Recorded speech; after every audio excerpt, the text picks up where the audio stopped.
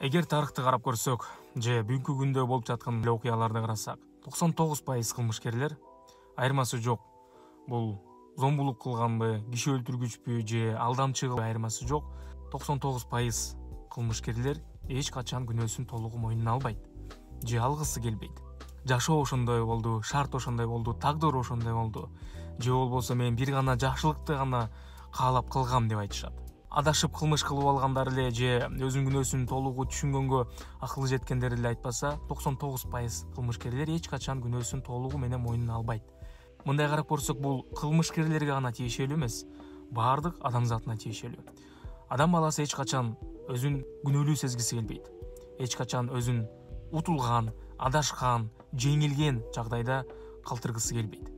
Демек, сеники туура эмес, сен туура эмес кылдың, оюңду өзгөртүшүң керек, сен утулдуң деп айтканга болбойт. Айырмасы жок. Жарандык иштер болобу же үй бүлө мамилесинде болобу, жумуштагы мамиледе болобу, коллегалар менен сүйлөшүш керек, компромисс табыш керек.